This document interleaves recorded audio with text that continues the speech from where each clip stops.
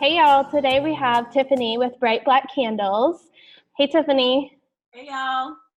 And I would love to go ahead and just dive in and find out why you named your business Bright Black and what that means to you. Yeah, so we named our business Bright Black because we wanted to pair the word bright, which has the connotation of happy and luminescent, smart, so there's this whole meaning around brightness as connected to intelligence with the word black. So unfortunately, in our society, black often has a negative connotation. Like if you actually look up black in the dictionary, it's, dirty, evil, sinister, marred.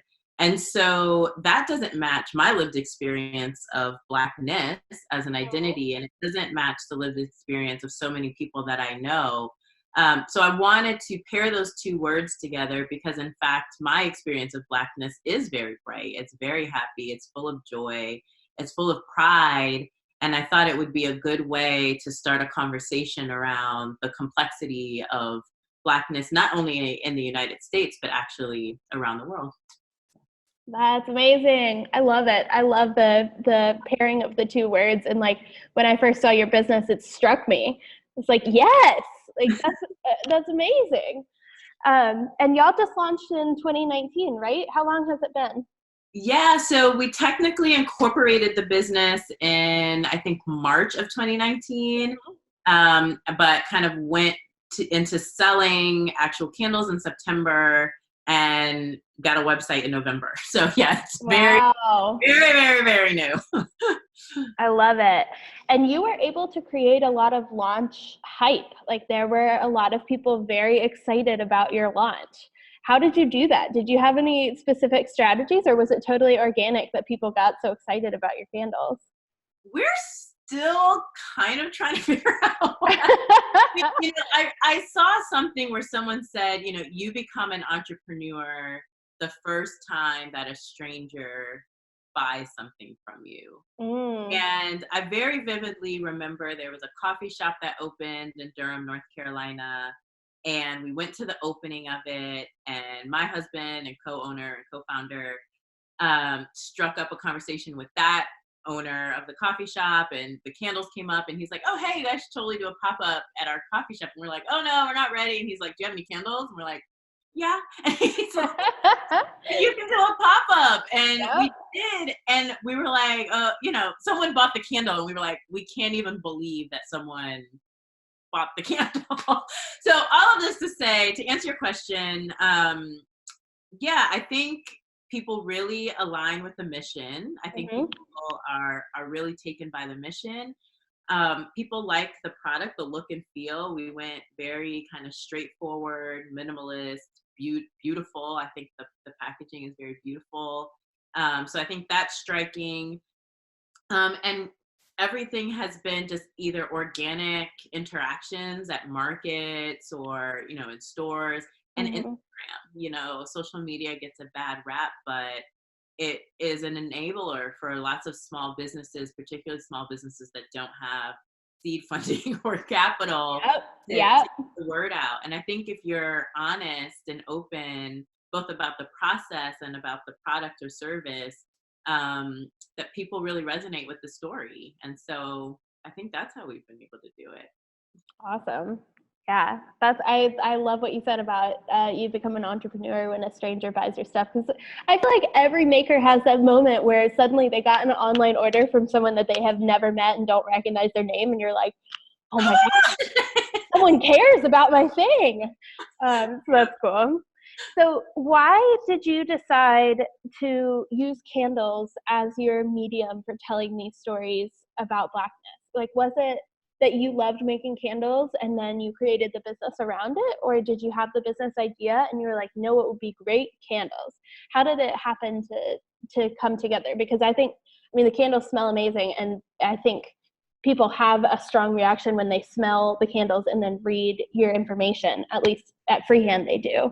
So it does go together really well. But I would never have thought of that. So I want to know what the process was like that you tied those things together. Yeah, so I think a couple things. Like one, I think I'm a creator by nature. So whether it's, creating food or creating research, like I have a research background, which is basically taking the raw material of data and turning it into stories. So I like creating things. It's just kind of a personality trait. But when Dariel and I, my husband, started dating, we also started making candles together because we both realized, oh, we like candles, and we're both kind of industrious. We're like, what does it take to make a candle? And way back then, not that way back then, I guess, 24, way back in 24, back in the day, right? We started making candles, and then started kind of playing around with like the idea of launching a company that paid tribute to hip hop love songs, because we both really like old school hip hop, and like Blackness writ large, it gets a bad rap, right? Like when you think of hip hop, some people think of like violence and guns or money or materialism, or that it's not artistic or poetic. It's, but the hip hop that we grew up on was extremely, poetic. It was very complex in terms of the structures of the songs. They were very deep in terms of the messages. And there's a ton of love in them. And we were falling in love. And so we were like, oh, let's do this, hip hop love song candle line. So it's like incredibly niche. Yeah. And so fast forward 5 years, when I was deciding that I wanted to leave my job and do something different, the candle idea came back into my mind. I, at that point, was now a mother, and was thinking quite a bit about what messages my daughter was going to receive from society, and what I could do as a parent and a community member to help her have easier access to positive narratives than I had, right? Like I was like well into my 20s before I started learning about Black history. And I mean, I knew like Martin Luther King and Harriet Tubman, but like the complexity of Black history, and then also Black history around the world. So I didn't want her to be in her 20s when she was learning about all that makes, Black culture great. So it was kind of those two things that sparked the idea of storytelling through the candles. And then the creative aspect of scent. Scent is a very powerful sense. It's really underrated for whatever reason. But I thought I could leverage the medium for storytelling in a way that you have to be present to experience, right? Like you can't experience the smell of something online or on the phone or on YouTube. You have to actually be there to experience it. And I thought it would be a really nice entree into some tough conversations with people, both within group and intergroup conversations. And so, you have someone, they see a beautiful package and then they smell something that's pleasant.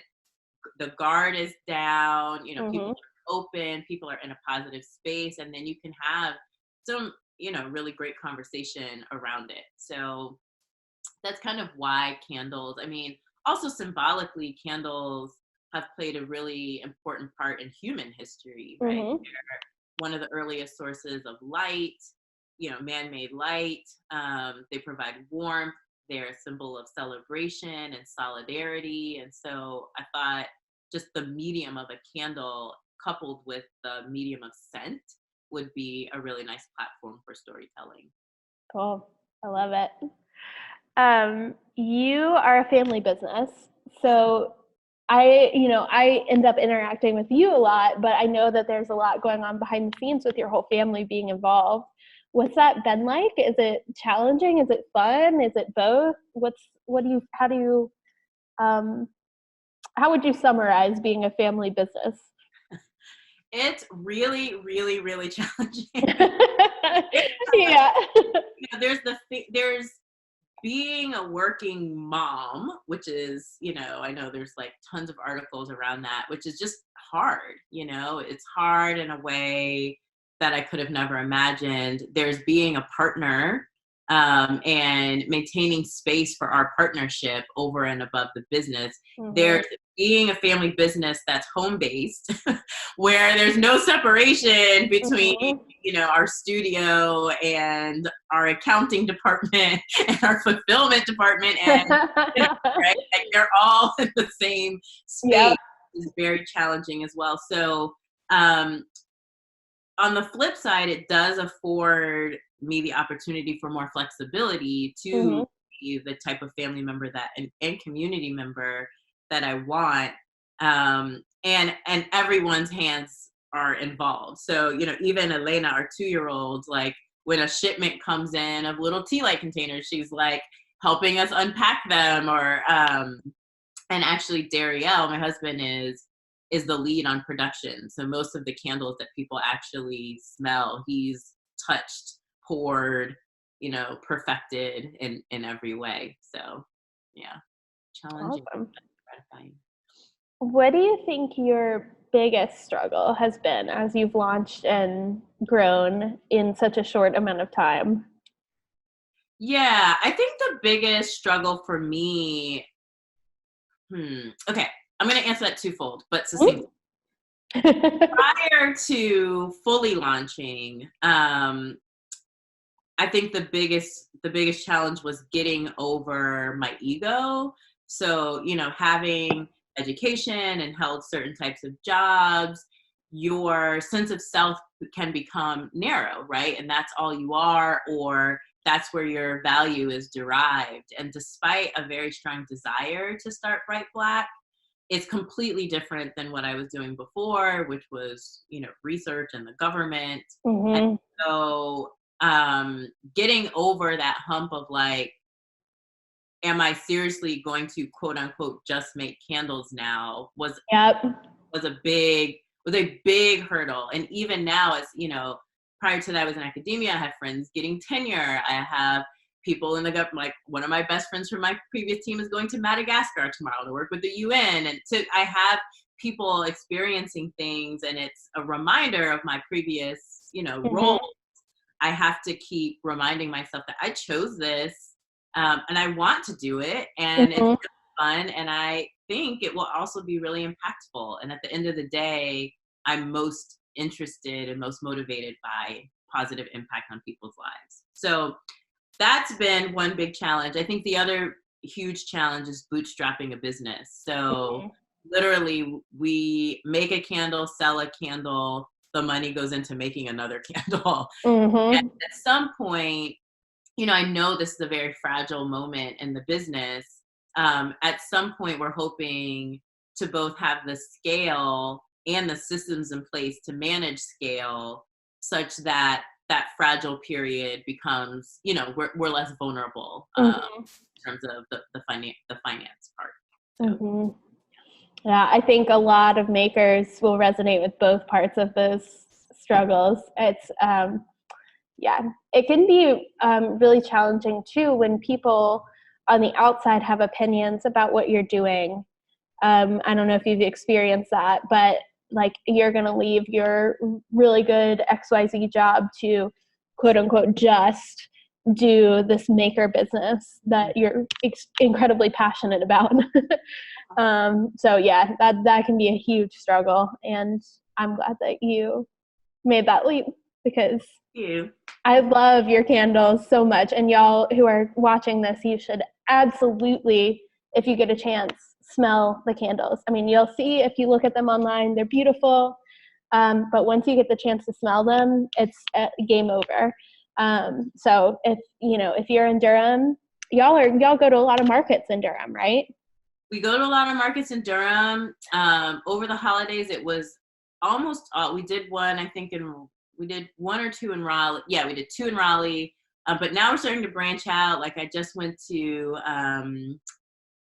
Fuquay Marina and Charlotte next month, and then actually in the fall we'll be in Austin and Brooklyn and DC. Wow! Trying to, you know, again, while managing volume, hopefully in a effective way, get out of the triangle while still remaining committed to our community here as well. Yeah, that's really cool when you can expand your reach beyond your community, but then still focus on the positive impact that you're having at home, which is something I think y'all do well. So one more thing I wanted to ask you about is y'all do custom scents, and you blend custom candle scents, and you've done a few of them. Tell me about that process and what that's like and why you do that. So yes, it's actually one of the most fun parts of the business. Way more fun than doing state taxes. So when we were launching our first collection, which is called Diaspora, I challenged myself. I said, oh, well, wouldn't it be kind of cool if I captured our family in scent form? Like if our family, so me, Darielle, and Elena, like if we were a scent, what would we be? And in the end, it turned into our signature scent, which is a blend of like 13 different citrus notes, and there's fennel, and there's sage, and thyme, and black tea, and all these things that represent the very interesting dynamic of our family. So then I thought, well, other people or businesses may want to do the same thing. They may want to tell the story of their families or of their business through this very powerful sense of scent. So I started offering commissioned custom scents, and have worked with a number of organizations to date, and it's really fun. So first I'll meet with them, learn a bit about their brand. So for example, the last one that we just did, it was an organization, a couple that runs this organization where they are creating additional access to diverse books for children, right? So they wanted to invoke a sense of childhood and freedom, and the freedom that comes from reading a good book and seeing yourself in that book. I was like totally smitten with their mission, and a little bit about what they wanted to communicate. And then we also talked a little bit about scents that they like and then scents that they don't like. And then I take those two big buckets of information. So what you want to communicate either from a feeling perspective or a brand perspective, and then scents that you like or don't like. And then I come up with 3 to 5 designs. And then the client basically chooses a design. We work on the name together. And then, 4 weeks later-ish, they will have a custom candle. So yeah, it's been really, really, really exciting to partner with people through the creative process. A couple times we've worked with visual artists to come up with custom labels. So that's been really cool to couple kind of the visual aspect with the olfactory or, the smell aspects of things. Like I've given them a smell and then had them translate that into a visual, which is just super cool. And they're beautiful. Yeah. And it's really exciting. So it's actually one of the aspects of the business that I enjoy the most. Cool. Love it. Do you have more custom scents on the horizon? Like, are you working on some right now? Or top secret? I'm working on one for sure. I have some others who are like, maybe biting, hopefully. The one I'm working on now is the Durham Co-op. So cool. Grocery store, local co-op. They turned 5 years old this year, and so they wanted a custom candle, and the only thing they told me in the brief was that there should be some sort of citrus, and then over and above that, like I had free reign to do whatever I wanted. That's so fun. So I actually paired the citrus with wild honey notes. To be able to tell the story of the importance of bees to our food system. And I thought it would be I've been wanting to play with honey for a really long time. And then I also wanted to, leverage the opportunity to raise awareness around the importance of bees to our food system. And then the second one I'm working on is a limited edition scent for the summer in honor of women's suffrage. So this is a 100-year anniversary of women getting the right to vote. Yeah, and it's also an election year, so I thought it would be great to leverage the opportunity to tell the stories of women of color that often get overlooked when recognizing the women's suffrage movement. So that mm-hmm. Yeah, there's a big lack of intersectionality around women's suffrage and telling those stories. So I can't wait to see what you come up with about that. Okay, last question. Is there anything that you wish someone would ask that you haven't been asked yet about the brand or your business, or something that you just feel is really important that you want to tell anyone who's watching this? Yeah, great question. So the first thing that comes to mind is, and it's a question that actually Darielle asked a couple of nights ago. And he's like, is the vision actually attainable? And so the vision, and I don't, you know, this is paraphrasing because I don't have everything memorized, but it's basically, our vision is a world in which the complexity and beauty and brilliance of Blackness is widely known and accepted and embraced, right? Mm-hmm. That it's not just a small minority of people who recognize that there's complexity around Blackness and beauty, but that's just like a given, like mm-hmm. the sky is blue. Sometimes the sky is purple, I know, and red and yellow, but so I do think it's possible. I mean, you know, and I said to him, like, I do think it's attainable. I think it's attainable. I think it's possible. I think it's hard and it's slow. And it may not happen in our lifetime, but I absolutely think it's possible, and it's an attainable vision. And it makes me think of a story I heard back from in college where people were talking about cathedral builders and, like, you know, the great cathedrals of, and actually you can say the same thing about pyramid builders. Mm-hmm. Most artisans who worked on cathedrals or the pyramids died before their work was ever achieved, right? Like, they didn't live to see mm-hmm. the fulfillment of that work. But was it achievable? Absolutely. It did happen. It did come to fruition. And so do I think, you know, in my lifetime, I'll live in a world where Blackness is paired with positivity? I don't know about that. I don't know that I'm that optimistic. There's a lot of work to be done yet. Yeah. But do I think it's possible in time? Absolutely. Yeah, and I think, just from my perspective, when you can shift the narrative in anybody's mind, I mean, a person, a community, a state, then you're achieving some aspect of that vision, even if it's not worldwide. So agreed. Yeah. I love it. I love the mission that you're on, and I wholeheartedly support you. For y'all that are watching, we do carry all 6 of it's the diaspora line, right? Mm-hmm. Yeah. Yep. And our signature. Yeah. So we have all of those in the shop here at Freehand. And then, like I said, you can find Bright Black at markets around the state now, and to other states too, soon to be, which is really exciting. Where else can people find you online? Where do you want them to go to find out more about your story and your products? Yeah, so you can go to brightblackcandles.com. And also, we're very engaged on Instagram, and our handle is @brightblackcandle. Awesome. Thank you so much. I really appreciate this. And I'm going to go ahead and stop recording. Thank you.